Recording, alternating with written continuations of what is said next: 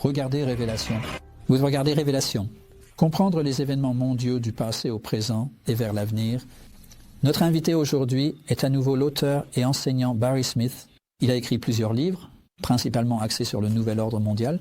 Cependant, comme Barry a de nombreuses années d'études sur l'eschatologie, c'est-à-dire la compréhension des prophéties de la fin des temps, il nous parlera sans doute à nouveau de la façon dont le nouvel ordre mondial s'intègre parfaitement aux prophéties bibliques qui se réalisent de nos jours. Barry, les programmes précédents parlaient encore du nouvel ordre mondial et veulent vraiment savoir comment l'Amérique s'intègre dans tout cela. Beaucoup de gens ont dit que l'Amérique n'est pas mentionnée dans les prophéties, mais après avoir lu certains livres d'autres auteurs, comme David Wilkerson et d'autres qui ont eu des visions et à qui Dieu a révélé certaines choses, la suggestion a été faite que l'Apocalypse 18 est en partie une image de Babylone, la mystérieuse. Économiquement parlant et politiquement parlant, nous savons que l'Apocalypse 17 est la ville de Rome, la ville des 7 collines. C'est très clair, le siège de l'Église mondiale, qui sera une combinaison de catholicisme, protestantisme, religion orientale, etc. Maintenant, l'Apocalypse 18, je cite le verset 10, se tenant à distance, par crainte de son tourment, disant « Hélas, hélas, cette grande ville Babylone, cette ville puissante, car en 1 heure ton jugement est venu. » Et il a été suggéré, et je suis d'accord avec cela, que cela se réfère à la ville de New York, le siège de Wall Street, le siège des Nations Unies. Et puis nous lisons au verset 17, « Car en 1 heure, tant de richesses ont été réduites à néant, tout maître de navire et toute la compagnie sur les navires et les marins, et autant que ceux qui commercent par mer se tenaient à distance et pleuraient, en voyant la fumée de son incendie, disant « Quelle ville est semblable à cette grande ville ?» Dans l'un de mes livres, j'ai 25 raisons pour lesquelles cela se réfère à New York. Et une lecture attentive de l'Apocalypse 18 montre que il va se passer quelque chose là-bas. Wilkerson, un grand homme de Dieu, je crois, à New York, l'auteur de La Croix et le Poignard, David Wilkerson a dit ceci que Saddam Hussein, par exemple, menace l'Amérique, en particulier la ville de New York, de leur causer des ennuis. Il a dit, l'Amérique m'a causé des ennuis, j'enverrai la peste bubonique, j'enverrai toutes sortes de fléaux avec ces armes chimiques et biologiques qui ne peuvent pas être détectées dans les aéroports et inonder les égouts de New York et des villes comme ça avec, disons, la peste bubonique. Laissez les rats la ramasser, la transporter. Et puis nous citons l'Apocalypse 18, verset 8. Écoutez ceci. C'est pourquoi ces fléaux viendront en un seul jour. Mort, et deuil et famine, et elle sera entièrement brûlée par le feu, car fort est le Seigneur Dieu qui la juge. Je ne veux pas être perçu comme un prophète de malheur, Howard, mais c'est le cas. Pas très bon, n'est-ce pas? L'événement de Londres, en 1666. Vous vous souvenez du grand incendie de Londres? Pourquoi? Parce que le seul moyen de purifier une ville de ce problème particulier est le feu. Juste une écriture intéressante, cela qui vaut la peine d'être observé. Maintenant, en Amérique en ce moment, nous avons les élections qui approchent. Vous avez Bush et Gore, et celui sur lequel je parierais, et je ne suis pas vraiment un parieur, mais si je l'étais, pour utiliser l'expression, ce serait Bush. Bush, bien sûr, appartient à une société à laquelle son père appartenait avant lui et son père avant lui. Le nom de la société est appelé Skull and Bones, parfois appelé l'Ordre, parfois appelé 322. Elle a des origines allemandes. Il y a une croix gammée sur le mur. Pouvez-vous croire cela? Dans leur salle de réunion à l'université de Yale, ils ont les crânes de personnalités aussi célèbres que le chef indien. Quel était son nom? Geronimo?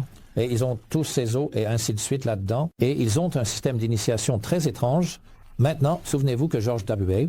Bush, l'homme qui se présente à la présidence le mois prochain, en novembre, appartient à la société. Pour y entrer, vous devez passer par un système d'inauguration où vous traversez des cérémonies comme être enfermé dans un tombeau jusqu'à ce que vous criez de peur. Ils luttent dans un bain de boue. Ce sont quelques-unes des initiations, à nu, je vous le rappelle. Excusez-moi. L'autre consiste à s'allonger dans un cercueil, également dévêtu, et à raconter les secrets de votre vie passée aux 14 autres membres du club, ce qui signifie qu'à tout moment, dans le futur, lorsque vous allez à l'encontre des plans qu'ils ont pour un gouvernement mondial unique, D'où tenez-vous cette information? Cela semble barbare et cela semble assez. Cela est en décalage avec l'image que vous avez de ces... Ces hommes n'entendent rien de tout cela, n'est-ce pas? Cela vient d'un livre que vous pouvez lire, un livre d'Anthony Sutton. J'ai les adresses et ainsi de suite pour ces livres. Anthony Sutton a écrit un livre sur l'ordre. Un autre homme appelé Ron Rosenborn. Ce sont les seuls deux auteurs que je connais qui aient jamais dit quoi que ce soit sur la société secrète. Les hommes impliqués ne sont pas autorisés à dire quoi que ce soit sur la société. Si le mot « l'ordre » est associé à crâne et os, ils doivent quitter la pièce immédiatement. Ils n'en discuteront jamais. Chacun de ces hommes qui rejoignent a un nom de code secret. Par exemple, George Bush, le nom de l'ex-président était Poppy. Je ne sais pas comment ils vont appeler George Bush Jr. s'il obtient le poste, mais je dirais qu'il est l'un des hommes les plus susceptibles d'obtenir le poste. Maintenant, ce qu'ils veulent faire, c'est introduire une nouvelle forme de gouvernement pour le monde. Tony Blair l'appelle la troisième voie. Les politiciens américains l'appellent la réinvention du gouvernement. Quiconque regarde ce programme aujourd'hui, notez ces deux termes. Veuillez les surveiller dans votre journal. La troisième voie signifie qu'à ce point de l'histoire, la plupart des pays ont fonctionné sur un système à deux. Vous aviez le gouvernement et l'opposition, mais celui-ci est complètement différent, où ils intègrent les grandes entreprises qui prennent la place du pouvoir. Elles s'assoient sur le siège du pouvoir. Permettez-moi de vous citer quelques articles récupérés dans l'avion en venant ici. Ceci provient du Wall Street Journal. Le débat électoral de mardi soir a finalement tranché le débat. Cette élection concerne quelque chose de plus fondamental, le rôle même du gouvernement au XXIe siècle. Voilà maintenant. Pour le républicain George W. Bush, l'excédent permet non seulement de fournir une réduction d'impôts, mais aussi de financer une refonte de la maison du gouvernement, la rendant plus petite et fonctionnant différemment une fois le travail terminé. Le gouvernement fournirait des services avec l'aide de nombreuses forces du marché. Voilà vos grandes entreprises, vos multinationales, plutôt que de résister aux forces du marché. Et puis, dans le Wall Street Journal Europe, le 5 octobre, nous lisons ici qu'une chose est claire. La campagne jusqu'à présent n'offre pas un mandat clair pour la vision de Gore ou de Bush sur le rôle du gouvernement. Cela a à voir avec un changement de gouvernement. Cela s'appelle un nouvel ordre mondial, où un gouvernement mondial prend la place de tous les gouvernements nationaux et ils deviennent des marionnettes sur des ficelles et font exactement ce qu'on leur dit. Réalisent-ils qu'ils sont utilisés dans ce rôle de marionnette ou y vont-ils volontairement? Ils doivent le savoir. Ils doivent le savoir, ils ne peuvent pas être stupides. Je veux dire, ces gens, j'attends juste qu'un politicien audacieux se lève et dise aux gens ce que je dis.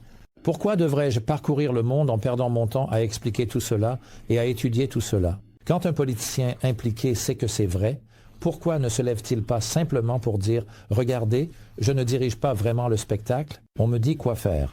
Et si je ne fais pas ce qu'on me dit, je suis viré. » C'est aussi simple que ça. Maintenant, allons un peu plus loin. Je vais faire une déclaration. Maintenant, les présidents en Amérique ne sont pas élus. Ils sont choisis à l'avance. C'est une déclaration audacieuse. C'est une déclaration audacieuse. Maintenant, dans l'un de mes livres, j'ai la citation ici qui dit « Ronald Reagan était inscrit dans le dictionnaire Webster comme le prochain président des États-Unis, même avant que les élections aient lieu. » Cela peut-il être prouvé? Oui, cela peut l'être. Vous pouvez le vérifier. Il est dit, le consul général à Auckland, en Nouvelle-Zélande, a dit « incroyable » et les éditeurs du dictionnaire n'avaient aucune explication quant à la façon dont cela s'est produit. Donc évidemment, ils étaient bien conscients de qui allait être élu. Ils savaient, et ils savaient déjà en Amérique qui va gagner le... Ils savent si c'est Bush ou Gore. Les deux hommes d'ailleurs sont des partisans du gouvernement mondial, mais je parie que ce sera Gore parce qu'il... Désolé, Bush l'obtiendra parce qu'il appartient à la Skull and Bone Society. Pour le moment, Gore est en tête dans les sondages, mais je pense toujours que Bush l'emportera. Dans tous les cas, la société du nouvel ordre mondial gagne. Oui. Maintenant, ils ont leur homme. Allons un peu plus loin. Avez-vous déjà été poursuivi, Barry? Eh bien, je veux dire, il y a beaucoup d'occasions de le faire car mes déclarations sont scandaleuses. Elles le sont. Qu'en est-il de celles qui ont été faites dans le premier programme à propos des francs-maçons? C'est assez intéressant. N'avez-vous pas eu de répercussions? Ils ne peuvent pas, parce que, je veux dire, ça montrerait toutes ces choses. Ils ne veulent pas que les gens sachent tout cela. Ils veulent que les gens pensent que leur société s'occupe de construire des hôpitaux, de s'occuper des jeunes, et ainsi de suite. Ce sont de bonnes choses. Mais ils ne vous ont jamais poursuivi? Ils ne peuvent pas... Quoi? Comment? Parce que tout cela serait révélé clairement et ils ne veulent pas que cela soit révélé. C'est le point. Je veux dire, l'armée du salut, ils font aussi de bonnes choses, mais ils ne prêtent pas de serment pour se trancher la gorge et s'ouvrir la poitrine, et ainsi de suite. Mon point est, cependant, Barry, s'ils ne vous ont pas poursuivi, alors peut-être que ce que vous dites est vrai. Eh bien, il faudrait que ce soit le cas, sinon je n'aurais pas le courage de le dire. Laissez-moi aller un peu plus loin. J'ai un article chez moi disant qu'il y a un livre en cours d'écriture intitulé Vote Scam. Et en Amérique, ils installent le système de vote en ce moment. Et quand Milosevic est parti l'autre jour, j'ai trouvé la réponse à comment cela se fait. Maintenant, si c'est vrai, comment se fait-il que Clinton s'en soit sorti avec ce qu'il a fait et soit encore considéré comme populaire? Je sais maintenant comment cela s'est-il passé quand ils ont fait des sondages, etc. Ils disaient qu'il était toujours... Maintenant, je dis, quelqu'un doit trafiquer les sondages. C'est sûrement comme ça que ça a été fait. Je lis dans l'International Herald Tribune, le 5 octobre de l'année 2000, données truquées, vues par les adversaires de Milosevic. Je vais lire ici, dans une interview M. Labus a dit que le logiciel avait des indicateurs, le mot indicateur est entre guillemets, qui donnaient aux opérateurs des options pour inclure des totaux de vote préfabriqués. Dans des résultats, par ailleurs, exacts, il a dit que la commission électorale semblait avoir compté. M. Les votes de Kostanuka ont été comptés avec précision, mais pas plus de 170 000 votes ont été ajoutés à M. Les totaux de Milosevic. Donc ceux-ci sont dans le système. Maintenant, en Amérique, le vote est compté par une entreprise privée, j'ai découvert, et quelqu'un a écrit un livre à ce sujet, il s'appelle Vote Scam, et quand ils ont interviewé les personnes responsables de ce système de comptage, ils ont demandé « Avez-vous des observateurs extérieurs qui viennent vérifier ce que vous faites ?» Ils ont dit « Non ». Puis, l'intervieweur a dit « Eh bien, vous n'avez aucun enregistrement papier de tous ces votes, n'est-ce pas ?» Non, tout est sur les ordinateurs, et c'est ainsi que cela pourrait être fait. Vous voyez, en utilisant ces indicateurs, en laissant un espace dans l'ordinateur pour qu'ils puissent y mettre leurs propres résultats et choisir l'homme de leur choix. C'est vraiment très très dangereux. Et ce que nous devons presque faire, c'est revenir à l'ancien système papier, où vous pouvez revérifier le comptage papier des votes, vous voyez. Mais ordinateurs sont dangereux à travailler. Si vous êtes assez malin, vous pouvez manipuler le système. Alors, comment saurons-nous jamais quelle est la vérité en ce qui concerne les élections dans une démocratie? Eh bien, dans une démocratie, vous ne pouvez plus faire confiance au système parce que les personnes qui tirent les ficelles en arrière-plan contrôlent plus que nous ne le réalisons. Et tout cela vise vraiment à mener à bien une conspiration pour instaurer le nouvel ordre mondial du gouvernement? Oui, c'est le cas. Donc, toutes ces personnes sont, pour ainsi dire, préparées et intégrées et mises en ligne dans les bonnes positions de gouvernement, etc., où le leadership, oui, ils le sont. Maintenant, reconnaissons aussi que les personnes qui organisent tout cela ne sont pas des gens mauvais. Je veux dire, ils ne cherchent pas à faire quelque chose de mal. Ils pensent que c'est une bonne idée où nous vendons tout. Nous nous plaçons sous une seule tête et nous ne pouvons pas nous battre parce que vous pourriez avoir un actif dont j'ai besoin. Et j'ai un actif dont vous avez besoin. Cela s'appelle l'interdépendance.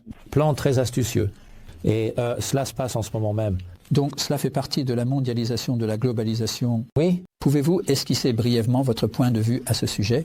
Eh bien, mon pays, la Nouvelle-Zélande, comme vous le savez bien, était bien connu pour l'agneau et ainsi de suite. Et les produits laitiers, pas maintenant. Ils chassent les moutons des terres, ils éloignent le bétail, ils plantent des pins partout. Notre pays est maintenant responsable des grumes de pin parce que nous les faisons pousser plus vite là-bas que n'importe où ailleurs dans le monde, à part le Chili, qui est dans l'hémisphère sud, à la même latitude. Ensuite, l'Australie, notre voisin, était bien connu pour l'acier et la viande de mouton, la laine. Pas maintenant. Ils ferment les aciéries à Wollongong, à Newcastle. Ils chassent les moutons des terres, ils les mettent dans des fosses dans le sol et les abattent par millions. J'ai en fait vu des photographies et des clips vidéo de cela, réduire les approvisionnements alimentaires et aussi se débarrasser des moutons. L'Australie est maintenant responsable du blé pour l'hémisphère sud et ainsi de suite. Donc le but de l'exercice est le suivant. Si nous voulons quelque chose, allez dans un autre pays pour l'avoir. Nous ne pouvons pas nous battre entre nous. Le nouvel ordre mondial apportera l'amour dans le cœur des hommes et des femmes, Ils ne se battront plus entre eux. Tout cela est plein d'espoir. C'est un très bon, pas en avant positif. Ça a l'air bien. Quel est le danger? Le danger est que la parole de Dieu me dit que le cœur de l'homme est trompeur par-dessus tout et désespérément méchant. Qui peut le connaître? Il dit, moi le Seigneur, je comprends qu'il n'y a qu'une seule personne qui pourrait instaurer un gouvernement mondial, et c'est notre Seigneur Jésus-Christ lui-même. Tout autre système échouera, croyez-moi. Et on nous dit exactement dans la parole de Dieu combien de temps cela durera, 3 ans et demi, sous le pouvoir de ce grand leader mondial, l'Antéchrist. Rappelez-vous que nous avons lu dans 2 Thessaloniciens 2, 6, 7, qu'à un certain moment de l'histoire, les prophètes ont dit qu'un leader mondial surgirait, qui instaurerait un nouveau système monétaire mondial. Je veux en parler dans ce programme, mais j'ai aussi découvert qu'il y avait une autre expression utilisée là, le mystère de l'iniquité. C'est au verset 7. Maintenant, le mystère de l'iniquité, nous comprenons maintenant, est simplement la prise de contrôle du monde par des groupes lucifériens qui sont déterminés à se débarrasser de l'État-nation et à établir un gouvernement mondial interdépendant où chaque pays dépend des autres pour maintenir le système en marche.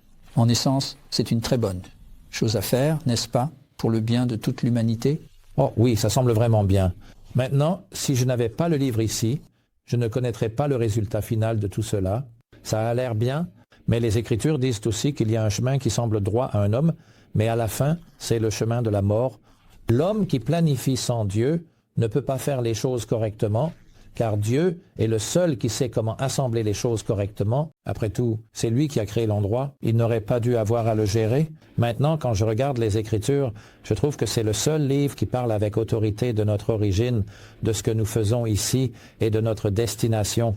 Et puis j'entends parler d'un groupe en Amérique impliqué dans ce plan de gouvernement mondial, appelé la Commission trilatérale, dirigée par David Rockefeller. Maintenant, son plan était de diviser le monde en 3 régions. Voici les régions.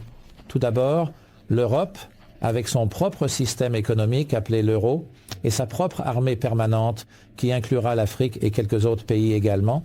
L'autre groupe était l'Amérique, les Amériques, de la pointe nord de l'Alaska jusqu'à la pointe de l'Amérique du Sud, utilisant le dollar américain comme monnaie et leur propre armée permanente. Maintenant, c'est celui qui m'intéresse. La région Asie et Pacifique a été liée ensemble. C'est de là que je viens. Et je n'ai jamais compris pourquoi. Quand je regardais CNN News, je devais attendre l'édition asiatique pour savoir ce qui se passait de mon côté du monde. Les nouvelles m'étaient toujours lues par un commentateur asiatique. Je pensais, c'est drôle. Et puis, j'ai appris que nous avions régulièrement des réunions dans cette partie du monde appelée APEC, Coopération économique Asie-Pacifique. Et j'ai découvert que la Nouvelle-Zélande et l'Australie sont maintenant considérées sous les auspices du gouvernement mondial, partie de l'Asie. Nous faisons partie de l'Asie. Permettez-moi de vous lire maintenant une prophétie de l'Apocalypse 17, verset 19. La configuration finale du gouvernement mondial est appelée Mystère Babylone. Et je vous lis à partir du verset 19. Et la grande ville fut divisée en 3 parties. La voilà. Et les villes des nations tombèrent. Et la grande Babylone fut rappelée devant Dieu. Voilà l'écriture.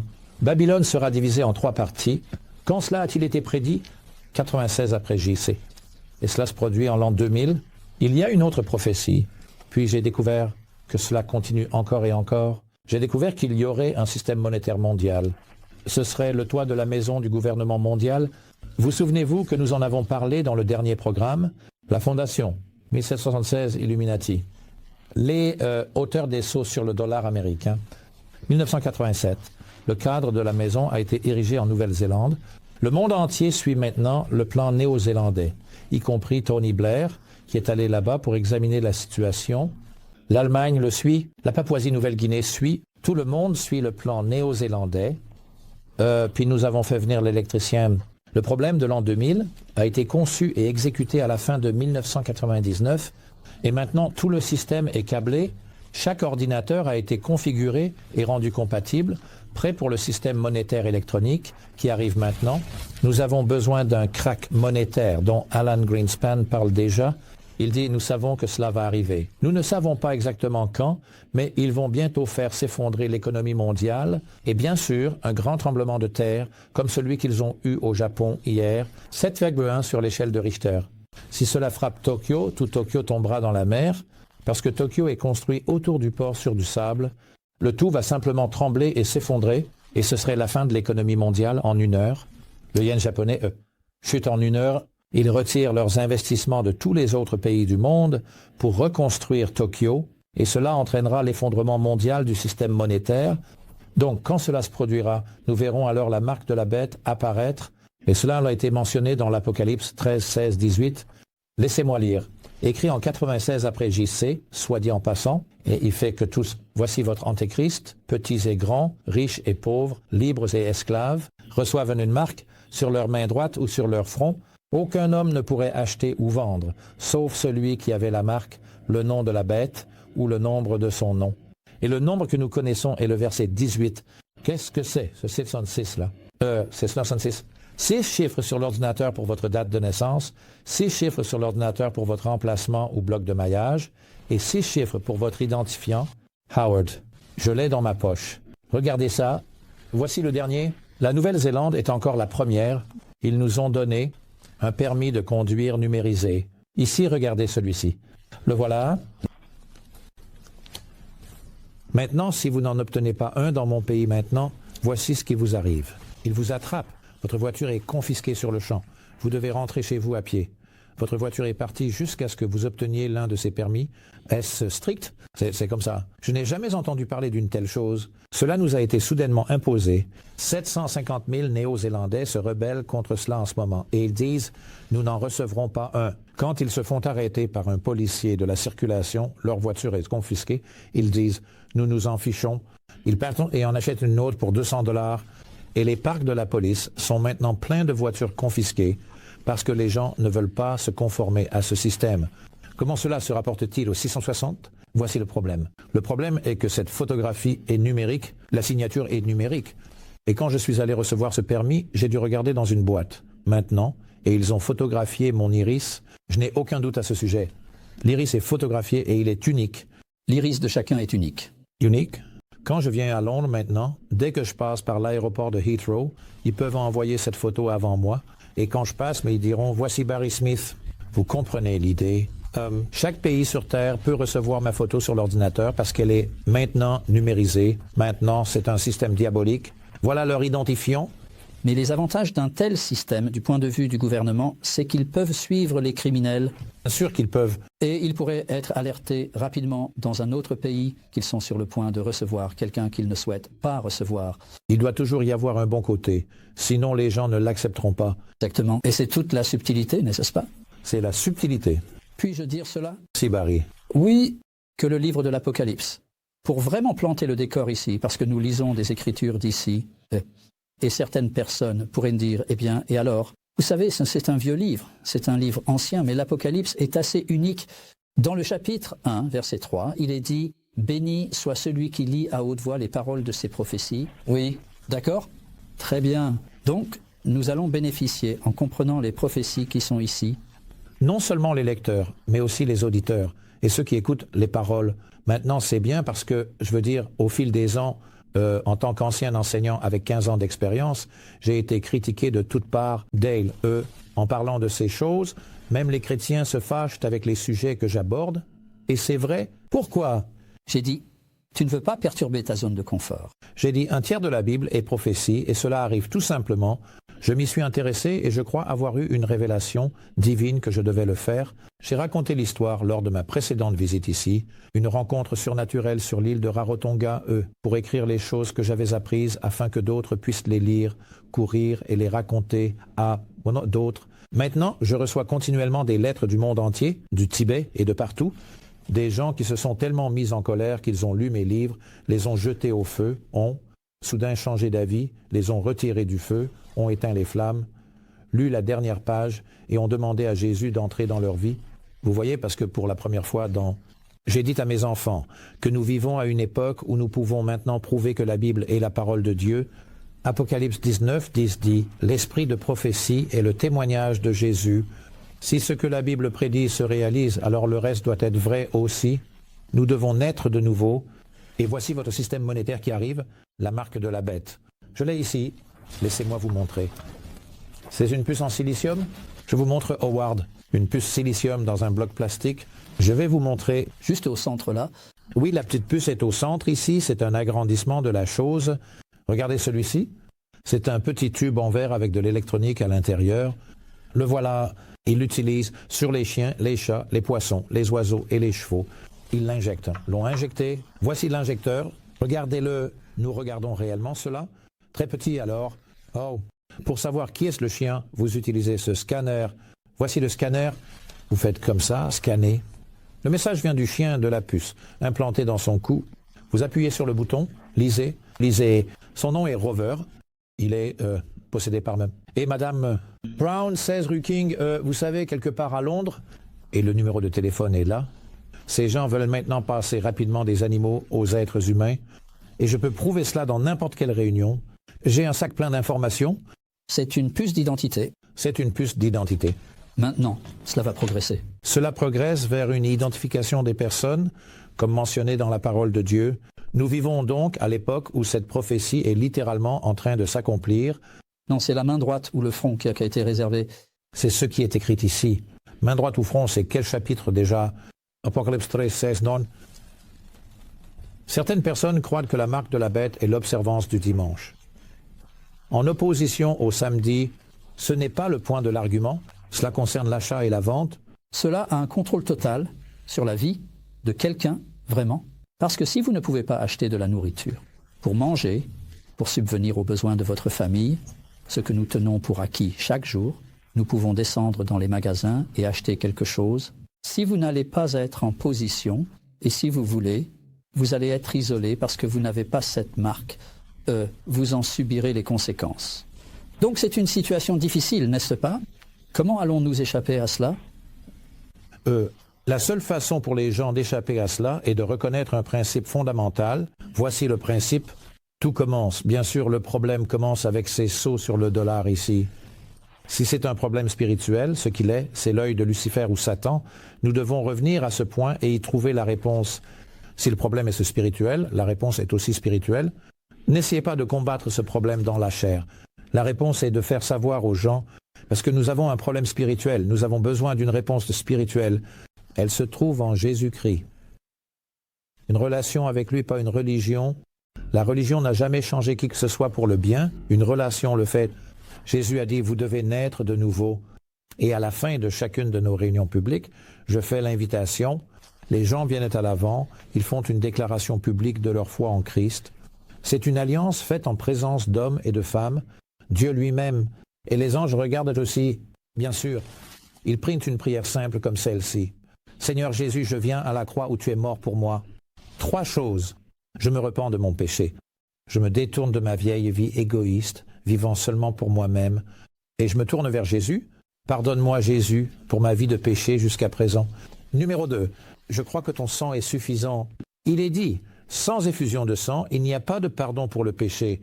Le tien est suffisant pour moi. Merci Seigneur Jésus. Numéro 3. J'ouvre la porte de ma vie et je reçois Christ.